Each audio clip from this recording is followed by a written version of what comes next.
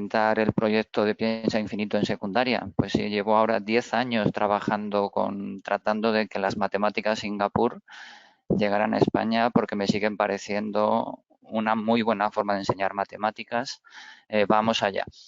Querría pues hablar como 45 minutos, no más, para dejar tiempo para a las preguntas que pueda haber y como os comentaba mi compañero Raúl, en cualquier momento, si surge alguna duda, algún comentario sobre algo que diga, pues lo ponéis en el chat y él me interrumpirá para aclararlo. Y si no, pues al final habrá tiempo también para dudas generales. Entonces, lo que quería hacer es una presentación general de la metodología y luego ver algún ejemplo concreto. Ver algún ejemplo concreto que creo que es la manera de entenderlo, ¿no?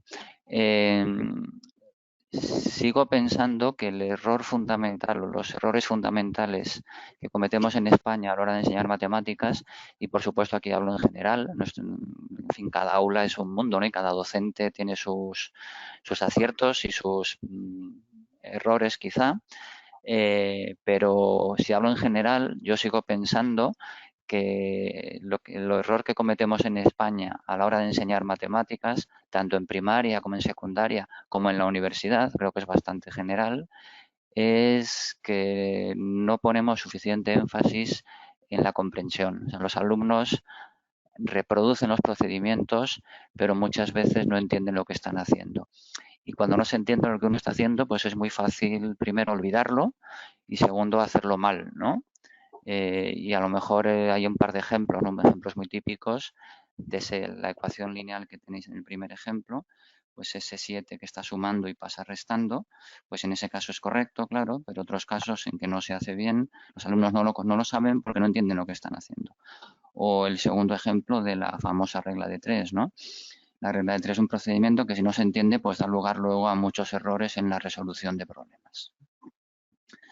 El ligado a lo anterior, pues está el tema de la memorización excesiva. No se trata de que haya que abolir la memoria, ¿no? Yo creo que la memoria juega un papel en el aprendizaje, pero creo que nos excedemos o se abusa, ya digo, a veces, o yo diría que muchas veces, porque claro, cuando un procedimiento no se entiende, lo que queda es memorizarlo. Entonces creo que recurrimos excesivamente a la memorización de procedimientos. También creo que nos excedemos en los cálculos.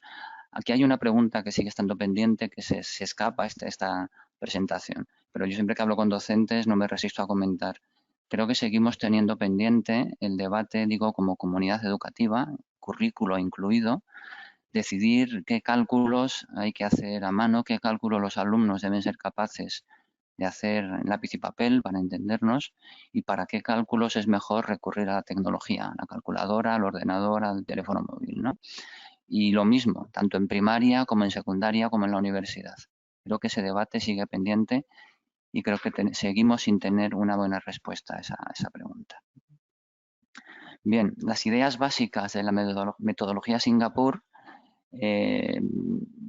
querría dejar claro que son ideas todas occidentales. En Singapur, y ellos te lo dicen, en Singapur, lo primero que te dicen es que ellos no inventaron nada, que lo que han hecho ha sido asimilar ideas de didáctica de las matemáticas clásicas en el sentido de que son de mediados del siglo XX, 50, 60 años tienen todas, de esos nombres que son muy conocidos, ya digo, en la didáctica de las matemáticas, y lo que creo que sí hicieron muy bien es una síntesis de esas ideas, un currículo basado en esas ideas y unos materiales curriculares, unos libros de texto, como queráis, donde están muy bien integradas esas ideas que empezaron en los 90, en su caso, y bueno, desde entonces, pues Singapur es uno de los países de referencia en todos los estudios internacionales, ¿no? Siempre lidera los resultados de PISA o de TIMSS, de esos conocidos estudios.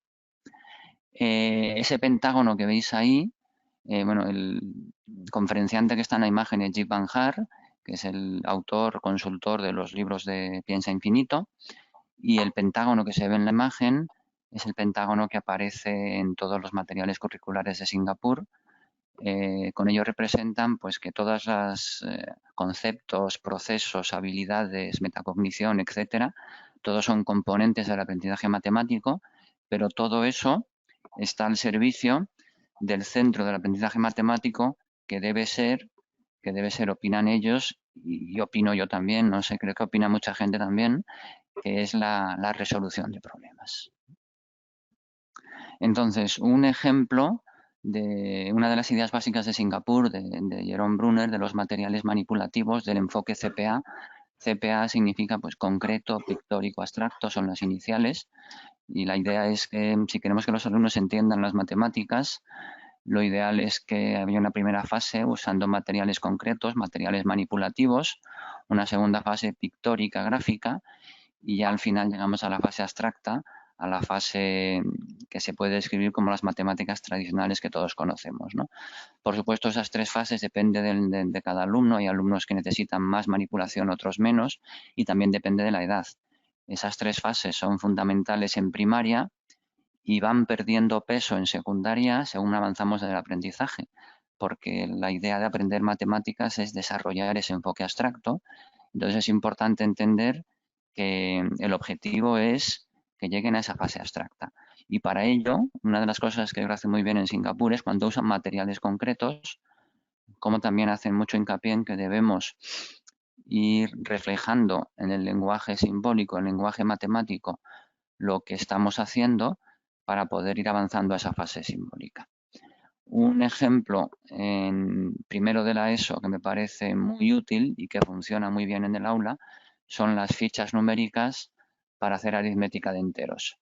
Aritmética de enteros que todos conocemos de primero de la ESO, ¿no? Pues por ejemplo sumar los números 5 y menos 7. Entonces, para ir paso a paso, eso es lo que queremos al final. El material va a ser simplemente una ficha. Esto es una sola ficha que tiene dos caras. Una cara tiene el 1, la otra cara el menos 1. Y entonces eso es importante que sea una ficha porque va a haber una operación que es dar la vuelta a la ficha, que dar la vuelta a la ficha reflejará la operación de multiplicar por menos 1, ¿no? De cambiar el signo matemáticamente. Entonces, un primer ejemplo sencillo para ligar con la resta de números positivos, digamos, ¿cuánto es 5 menos 2? O sea, a 5 le quitamos 2, 5 lo representamos de esta manera, como 5 fichas de 1, y si le quitamos 2, le quitamos aquí 2 fichas, pues 5 menos 2 es 3, como todos sabemos, ¿no? Entonces, un primer ejemplo muy sencillo, y otra regla fundamental que va a ser muy importante es que el 1 y el menos 1 se cancelan, ¿no? El 1 y el menos 1 forman lo que se llama un par cero, de manera que 1 y menos 1 bueno, nos dan 0 o se cancelan, como prefiráis. Un ejemplo ya concreto. Voy a dibujar aquí, no tengo las fichas numéricas, pero bueno, ejemplos es igual de cómodo dibujarlo, ¿no? Entonces, si tenemos el número 2, que son dos fichas 1, y queremos sumar, sumar es añadir el menos 5, pues tenemos aquí 5 fichas de menos 1, ¿no? ¿Qué ocurre? Pues que cuando juntamos eso, aquí tenemos dos pares 0, que quería poner en rojo para tachar. ¿Y cuánto es 2 más menos 5? Pues es menos 3, ¿no? Otro ejemplo, también sencillo. ¿Qué pasa si de menos 5 quitamos menos 2? Pues si de menos 5 que tenemos menos 1, menos 1, menos 1, menos 1, menos 1, eso es menos 5, ¿no? Si ahora quitamos dos negativos, quitamos este y quitamos este, y ahí estamos viendo que menos 5 menos menos 2 es pues menos 3, como todos sabemos, ¿no? Y esto lo pueden hacer los alumnos sin necesidad de decirle que menos por menos es más, etcétera. O sea, este trabajo es, bueno, con lo que he comentado aquí rápidamente, que en el aula hay que hacerlo con más calma, por supuesto, de cómo se manejan las fichas numéricas y cómo se cancelan. La idea al final, por supuesto, la idea final o el objetivo final es, como decía, es que entiendan pues que 5 menos más 2 es lo mismo que 5 más menos 2 y es 5 menos 2, todas las reglas que conocemos, pero es el objetivo final. Queremos que lleguen a entender que eso funciona así usando las fichas numéricas sin necesidad de tener que darles lo que conocemos como reglas de los signos, ¿no? La idea es que cuando los alumnos llegan ellos a esas reglas, pues ya no necesitan las fichas, pero ya han entendido lo que están haciendo. Lo aprenden con más profundidad, lo comprenden con más profundidad y eso permite que, en particular, que lo recuerden mejor, que no se les olvide tan pronto. Unos ejemplos un poco más complicados, hasta ahora han ido los sencillos, son estos de aquí. En las formaciones un poco más largas, pues dejo tiempo para que lo piensen los asistentes, ¿no? Y no hay margen para eso. Voy a comentarlo. Entonces, ¿qué pasa cuando de 3 queremos quitar 5? Aquí tenemos 3 unos, en el ejemplo primero, ¿no? Y queremos quitar 5. No tenemos 5, ¿no? Entonces, ¿qué podemos hacer para poder quitar 5? Bueno, pues podemos añadir 2 fichas positivas junto con 2 fichas negativas, claro. Junto con fichas negativas para que se cancelen, es decir, podemos añadir 2 pares 0. ¿De acuerdo? Cuando añadimos 2 pares 0, ¿qué ocurre? Pues que seguimos teniendo el 3, ¿no? Seguimos teniendo el 3 que teníamos al principio, pero ahora sí podemos quitar 5. Ahora sí podemos quitar 5. ¿Y qué es lo que queda? Pues lo que queda es que 3 menos más 5 es menos 2. ¿Vale? Y un último ejemplo, el 2 de aquí, el caso 2, si tengo menos 1, la idea, una vez que vemos la idea, yo creo que ya todos veis lo que voy a hacer, ¿no? Si quiero quitar 3 negativos, no los tengo, pues voy a añadir 2 pares 0. Y ahora ya sí puedo quitar los 3 negativos, con lo cual aquí tengo el 2 o el más 2, es el resultado de esa cuenta. No sé si hay alguna duda hasta este momento. Entonces, repito, lo que queremos es que los alumnos manejen las fichas numéricas de esta manera y que al final de este proceso hayan aprendido a manejar números enteros ya sin las fichas numéricas. Al final de la unidad queremos que los alumnos manejen los números enteros como estamos acostumbrados, es decir, sin los materiales. Y ese proceso depende, cómo de rápido van, pues depende de cada alumno.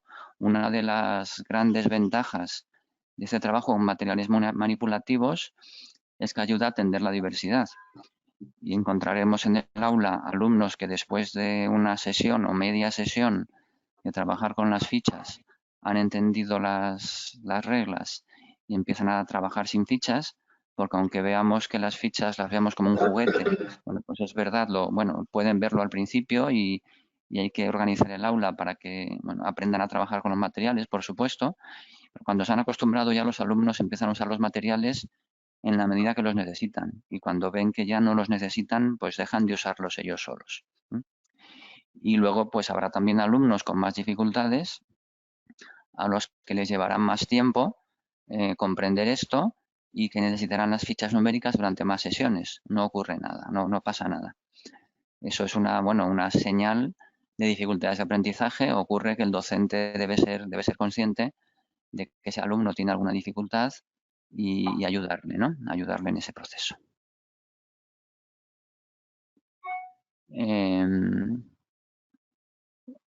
¿Qué pasa cuando cambiamos el signo? El negativo de un entero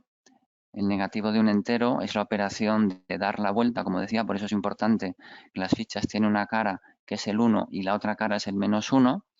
Entonces, cuando llega la multiplicación, el multiplicar por menos 1, el negativo es dar la vuelta a la ficha. Y entonces, con esa idea, podemos introducir la multiplicación, en este caso de aquí, que es menos 3 por más 2. Entonces, menos 3 por más 2 lo interpretamos como el negativo de 3 por 2, de esta manera que veis aquí. Esta imagen que veis ahí es del libro de texto, claro, del libro tal cual, esta de aquí digo, y estamos representando la multiplicación de menos 3 veces 2, que es el negativo de 3 por 2. Y estos menos de aquí significa que le damos la vuelta a las fichas, con lo cual nos quedan 6 fichas negativas. Como todos sabemos, lo que queremos llegar, claro, es a que menos 3 por 2 es menos 6, y a la regla de los signos para la multiplicación, que menos 3 por 2 es menos 6. De nuevo, la regla de los signos en este caso, es el final del proceso de aprendizaje, no el comienzo, aplicarla, contarla para que luego la memoricen, sino trabajar con estas ideas para que al final hayan entendido la regla de los signos, hayan comprendido cómo se multiplican dos números enteros, con el objetivo pues de que lo comprendan con más profundidad, de que realmente lo aprendan. Y el más complicado realmente es el -3 por -2, claro. El -3 por -2, pero si veis simplemente reproduciendo aquí lo mismo con las fichas, el -1 aquí, pues podéis llegar a que el menos por menos es más, que todos conocemos. En las fichas numéricas, una vez que las han manejado, pues nos dan pie a que podemos hacer exactamente lo mismo cuando llega la unidad de álgebra con las fichas algebraicas. Cuando llegamos al álgebra, además del 1 y el -1, tenemos las fichas de x y menos x con la misma idea, ¿no? Una cara es x y otra cara es menos x. Y entonces podemos empezar a manejar las expresiones algebraicas lineales, claro, estamos en primero, las lineales, exactamente con las mismas reglas con las que manejábamos las fichas numéricas en la aritmética de enteros. Y los alumnos pueden pues entender o comprender cómo se opera pues 3x menos 5x o menos x menos 3x, ¿no? Con las fichas algebraicas entienden que lo que hacían con las fichas numéricas pueden reproducirlo aquí con las fichas algebraicas y que realmente estamos trabajando con los coeficientes, ¿no? Con el 3 menos 5 y el -1 más 3 en estos casos. Exactamente igual se pueden manejar si queremos introducir una segunda variable y la propiedad distributiva, ¿no? ¿Cómo representamos -2 por x más y? Pues si hemos representado el producto, como recordáis, hace 5 minutos, aquí tenemos la expresión x más y es una ficha de x, otra ficha de y, ¿no? Y entonces -2 veces x más y, con lo que hacíamos darle la vuelta y que tenemos pues -x menos y menos x menos y, ¿no? Entonces tenemos -2x y -2y.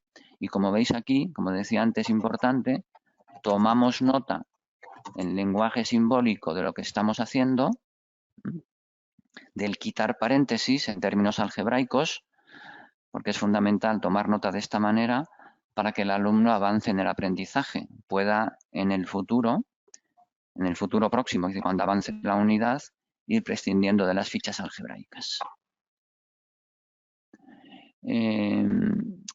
Otra idea fundamental en la metodología es que es útil dar varias visiones de un procedimiento o varias formas de resolver un problema en los dos casos. Ahí tenéis dos ejemplos que tienen que ver con la descomposición en factores primos. A la izquierda, cómo factorizar un número, que puede ser con la rayita, el clásico en España, pero también puede ser en árbol, y conviene que los alumnos vean los dos. Es muy posible que un alumno entienda mejor uno, entienda mejor otro, u otra, en el ejemplo de la derecha, quizá más interesante, el cómo utilizar esa descomposición de factores primos que decía antes para calcular raíces cuadradas, ¿no? En casos particulares, claro, en casos que sea exacta. Entonces, a la izquierda vemos que 324 que se puede poner como 2 por 3 por 3 y por 2 por 3 por 3, es decir, 2 por 3 por 3 al cuadrado. Y en el otro caso también lo podemos poner como 2 al cuadrado por 3 a la cuarta. Que son expresiones equivalentes, por supuesto, pero verlas de esas dos maneras pues les permite empezar a identificar propiedades de las potencias, ¿no? Ahí estamos empezando a trabajar las propiedades de las potencias. La calculadora. Pues la calculadora está totalmente integrada en el trabajo. Entonces hay actividades que están pensadas, bueno, primero hay momentos que están pensados para que aprendan a usar la calculadora y hay actividades pensadas para que se hagan con calculadora. Entonces, cuando en los textos hay cuentas que parecen grandes porque están pensadas para usar calculadora. Y de hecho, digamos que por defecto la idea es la calculadora. Hay veces que los ejercicios dicen sin la calculadora haz esto. Bueno, hay veces que los números son pequeños y es evidente o debería ser evidente que están pensados para no usar la calculadora. Y hay otras actividades que lo dice explícitamente, esto es sin calculadora. Pero hay otros muchos casos en que la calculadora pues, es una herramienta perfectamente integrada. Otra cosa que me gustaría destacar es cómo se eligen los conceptos fundamentales para trabajarlos en profundidad. Y cómo una cosa a la que cada vez doy más importancia también en mi docencia, en magisterio, ¿no? es en el uso del lenguaje matemático. Creo que a veces precipitamos la abstracción y eso hace que algunos alumnos tengan dificultades en comprender lo que estamos diciendo, la abstracción o el lenguaje matemático. Entonces, uno de los conceptos fundamentales de primero, esto es del libro de primero, si hay alguna imagen del libro de segundo yo lo avisaré, pero en principio todo lo que vemos hasta ahora es del libro de primero, de la ESO. Entonces se estudia el concepto fundamental de las rectas, que es la pendiente de una recta. Entender la pendiente de una recta es muy importante, está ligado con la proporcionalidad, con lo que luego en bachillerato será la derivada, ¿no? Entonces es un concepto muy importante que se trabaja muy en profundidad ya desde primero. Y con con la decisión, y la comento porque, bueno, alguna formación previa que he hecho, pues hay docentes en España a los que les gusta, otros que son un poco más escépticos, porque creo que estamos acostumbrados a más formalismo. Creo que quizá demasiado formalismo para primero de la ESO, pues expresar la pendiente en estos términos. En estos términos, como cambio vertical partido por cambio horizontal o elevación partido por avance. Y no veréis en el libro de primero la típica fórmula de I sub 2 menos I sub 1 partido por X2 menos X1. Está la pendiente trabajada en este término, con esta terminología, con este lenguaje, que que estoy bastante convencido que ayuda a que los alumnos comprendan lo que significa la pendiente y lo que están haciendo. No memoricen tanto esa fórmula, sino que entiendan lo que están calculando, lo que es la pendiente. Un ejemplo para ver lo que se puede hacer de ese punto de vista es ese ejercicio de ahí. Es un ejercicio, bueno, luego, si hay tiempo hablaré de esto, pero claro, el rojo aquí significa, como muchos sospecharéis, que es un ejercicio avanzado, ¿no? Hay 3 niveles de ejercicios, el básico, el intermedio y el avanzado, y el color rojo está reservado para el avanzado, pero ya en primero se puede plantear este ejercicio, que es que esta gráfica es una gráfica donde en el eje Y, aquí hay una errata porque era una versión todavía preliminar del libro, el eje Y marca la distancia en kilómetros, la distancia a la casa de Eva, ¿no? Entonces es una gráfica espacio-tiempo, que es una gráfica que usan mucho para introducir las gráficas de funciones, porque creo que es fácil de interpretar para los alumnos, ¿no? Entonces, el ejercicio pues pide básicamente interpretar esa gráfica, ¿no?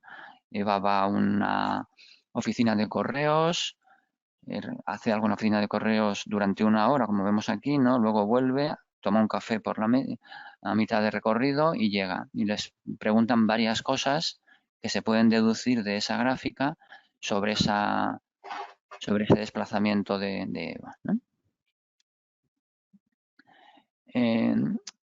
Sobre ecuaciones lineales, que ya comenté antes, ¿no? Lo tradicional en España, que está sumando pasa restando, la alternativa, como muchos conoceréis, supongo, es lo que se suele llamar el modelo de la balanza, que lo que yo veo en las aulas, trato de estar todo en contacto con las aulas lo que puedo, ¿no? Porque creo que es fundamental para hacer formación a docentes, tratar de tener cuanta más información mejor sobre lo que pasa en las aulas, ¿no? Y mi impresión sobre lo que pasa en las aulas es que muchas veces se hace una introducción al modelo de la balanza, ¿no? Que dice que la ecuación x más 2 igual a 5, el ejemplo que tenéis ahí, que es el primer ejemplo tomado del libro, ¿no? Un ejemplo muy sencillito, pues explica lo que es la balanza y qué es lo que se hace para resolverla, pero creo que eso se hace 1 o 2 sesiones, como siempre decía al principio, pues en muchos casos, no siempre, ¿no? Pero en muchos casos se hace 1 o 2 sesiones y creo que demasiado rápido se pasa a la receta, que es más rápida, ¿no? ¿Veis?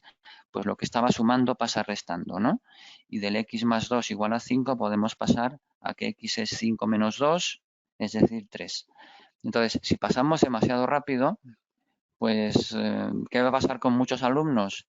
Que se van a quedar con la receta. Igual no han tenido tiempo de asimilar lo que estaban haciendo con el modelo de la balanza y lo que muchos alumnos se van a quedar es con la receta, que además es más fácil, más rápida y además es posible que es lo que le cuenten desde casa si los padres saben matemáticas o desde una academia profesor particular, la problemática que seguro que muchos conocéis.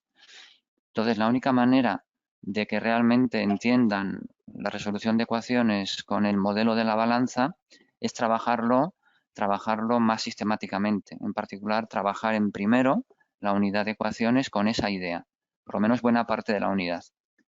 Podéis pensar luego qué pasa con fracciones, pero bueno, no me voy a adelantar. Pero lo que hay que hacer, desde luego, es no dejarlo en 2 sesiones, sino como mínimo en 2 semanas y pedirles que cuando se hagan ejercicios lo escriban. Entonces, este es un ejemplo de cómo ya estamos al final de la unidad de fracción de ecuaciones en primero de la ESO, pero estamos en el libro, esto es un ejemplo de una solución del libro, donde ya no están las fichas algebraicas, ya no hacen falta porque, bueno, ya hemos hecho muchos ejemplos, pero sí se sigue escribiendo, pues cada paso, ¿no? De aquí a aquí que estamos haciendo, pues restando 2z o quitando 2z en los dos lados, ¿no? Incluso aquí, que tenemos 3z igual a 9, ¿qué hacemos? Pues dividir entre 3 los dos términos de la ecuación. Por supuesto, no pasa nada si un alumno ya que ha entendido el procedimiento se salta ese paso y desde 3z igual a 9 ya ve que z vale 3. No tenemos tampoco que machacarles para que escriban absolutamente todos los pasos, pero sobre todo si vemos que lo han entendido, lo han hecho bien, ¿no? Pero sí es importante tratar de que vean, insistir lo suficiente en esa escritura de lo que estamos haciendo en cada caso. Otra cosa que quería comentar, luego hay otro ejemplo, es ese detalle de escribir la ecuación con z, ¿no? Parece una tontería. A lo mejor algunos ya sabéis que no es una tontería. No hay muchos alumnos que después avanzan los cursos o llegan a otras asignaturas, física, química. La variable no es la x y si la variable no es la x, eso les produce una dificultad adicional, porque en matemáticas siempre han trabajado con la x. Eso es un detalle que creo que en España en general, insisto, no se cuida lo suficiente. En Piensa Infinito sí que está cuidado porque en Singapur lo cuidan mucho. Entonces hay letras variadas a la hora de estudiar el álgebra. Entonces, comentarios habituales sobre este procedimiento de resolver ecuaciones, que es más lento. Bueno, eso es indudable es más lento. Lo que pasa que mi respuesta a eso es verdad. Por supuesto que trabajar la comprensión requiere más tiempo, pero que no es tiempo perdido en absoluto. Creo que el gran problema de España es que pretendemos o queremos muchas veces hacer las cosas más deprisa y como las hacemos demasiado deprisa, desde mi punto de vista, muchas veces, pues no damos tiempo a que lo entiendan y al curso siguiente hay que volver a hacerlo y hay que volver a hacerlo. Entonces, al final, el querer correr más nos hace eh, que no funcione llegar menos lejos, menos en profundidad en particular, porque los alumnos no comprenden las cosas y luego las olvidan. Entonces, es mejor. Creo que Singapur es mi prueba de que es mejor. Ellos parece que van más despacio, utilizan procedimientos que requieren ir más despacio, pero eso les permite avanzar más porque van consolidando los aprendizajes. Y otro comentario, ¿qué pasa cuando los números crecen?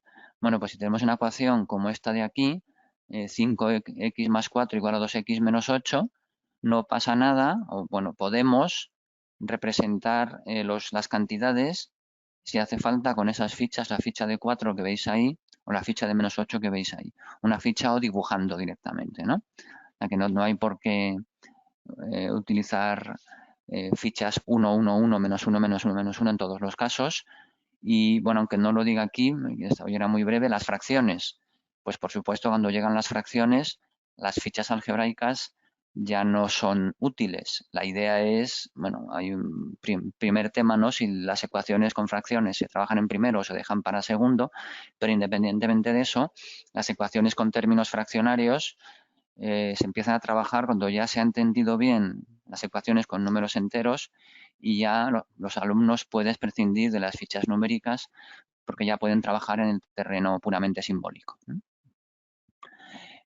Otro detalle que me parece que está muy bien cuidado en Singapur y por tanto en Piensa Infinito es la conexión con otras asignaturas y el trabajo con fórmulas matemáticas. Seguramente habrá profesores de física en la audiencia. A mí muchos me han contado que, bueno, hay alumnos que tienen dificultades cuando en una fórmula como esta, pues tienen que despejar la masa, ¿no? Por decir algo, o la velocidad. Entonces, en la unidad de álgebra hay una sección que está específicamente dedicada, ahí tenéis un ejemplo, ¿no? Que he sacado de ahí, a trabajar con fórmulas matemáticas que aparecen luego en otras asignaturas, ¿no? Con la idea de utilizar, de hacer ese puente, ¿no? De que vean el álgebra que han aprendido en matemáticas, cómo se puede utilizar para despejar la masa o despejar la velocidad en una fórmula como la que veis en pantalla. Voy a callarme a menos cuarto, pero alguna cosita que quería dar de cosas que no vamos a poder ver todas las partes de una unidad, ¿no? Pero sí que quería resaltar algunas y quizás se hacen menos en España, ¿no? Una, pues hay momentos para la discusión de clase. Ahí tenéis un ejemplo, hay muchos, ¿no? Pues en el producto de números primos, di si estos números podrían ser producto de dos números primos, un número impar o un número par. Y lo que queremos es ponerles a trabajar en pequeños grupos para que hablen entre ellos, ¿no? Para que hablen entre ellos y después recoger, claro, recoger los resultados de ese trabajo en la clase para debatirlos y para ver lo que está bien o no. Por supuesto, hay trabajo práctico a nivel individual. Aquí lo voy a pasar rápido porque veis las actividades, ¿no? El nivel azul, que es el básico que decía, el amarillo el intermedio y por último el rojo el nivel avanzado. Hay momentos de reflexión que llaman tiempo de pensar con la idea de desarrollar el pensamiento crítico. El ejemplo ese de ahí que veis es un rectángulo de base B, altura A, ¿no? ¿Y por qué el área del romboide es base por altura y no B por A? Si equivoca y usa A por B, lo que queda es mayor o menor. De nuevo, este tiempo de pensar, que es trabajo individual, más bien queremos que los alumnos reflexionen sobre cosas que estamos trabajando. Otra cosa que hay en los libros, claro, son ejemplos resueltos, como este de aquí. Solo quería comentar que no voy a pararme más, que tenemos ejemplos resueltos con todo detalle de los procedimientos fundamentales, ¿no? De cómo en este caso, pues quitamos paréntesis con expresiones lineales, expresiones de grado 1. Se hace o se pone especial cuidado en conectar los conceptos, las conexiones de los conceptos forman una parte fundamental del aprendizaje matemático y también creo que es algo que en general no se cuida lo suficiente en España, seguramente por lo de siempre, por querer correr más de lo que se puede y por supuesto están los objetivos de aprendizaje en cada unidad, eso no es muy novedoso y ahí así quería pararme, cada unidad tiene un problema inicial que sirve de motivación para el contenido que se va a tratar. Es un problema al que se puede dedicar, ahora hablaré de la guía didáctica, pero unos minutos, no se trata de dedicar la primera sesión, unos minutos simplemente para motivar lo que vamos a hacer y después, más adelante, lo normal es que los alumnos no puedan resolverlo, por lo menos completamente, con lo que saben en ese momento, pero la idea es más adelante en la unidad, cuando se hayan desarrollado los contenidos necesarios, volver sobre él y a poder resolverlo.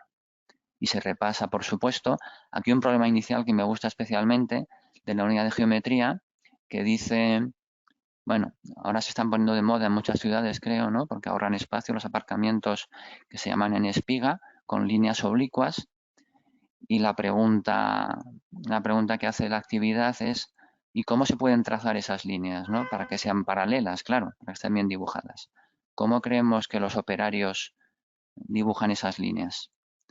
Es un problema para que los alumnos piensen y después en la unidad volveremos sobre ello. Una unidad de geometría que ya digo y que va de ángulos. Hay una propiedad de ángulos que está por ahí escondida. Otro ejemplo que quería mostrar es otra investigación. Hay momentos de investigación aquí para comparar notaciones algebraicas. Aquí lo que queremos es que echen mano del Excel o de una hoja de cálculo, da igual, claro, y que vean qué pasa con n, 2n, 2 más n más n por n y n al cuadrado, ¿no? Errores típicos, confusiones típicas entre esas expresiones, sacar la hoja de cálculo para que vean ejemplos, diferentes valores para diferentes valores de n. Y un diario de aprendizaje. Un diario de aprendizaje que, aunque se llame diario, no se puede hacer todos los días, no hay tiempo para ello, pero sí que sería importante que una vez cada unidad, como mínimo una vez cada 2 semanas, pues busquemos 10 minutos para que los alumnos saquen un cuaderno y se le proponga una actividad que es un momento de reflexión y de metacognición, y en el libro pues está lleno de ejemplos, ¿no?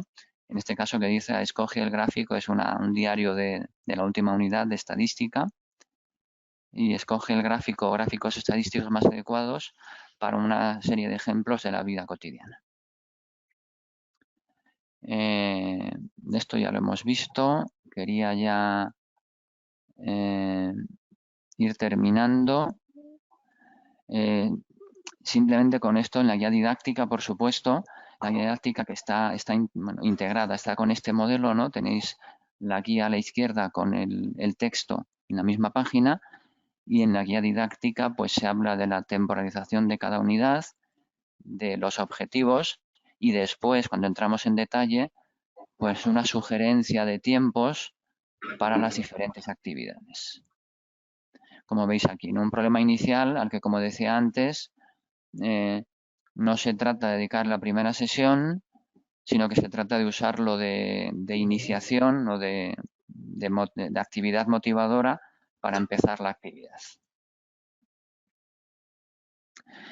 Y bueno, muchas gracias por la atención. No quería pasarme de menos cuarto.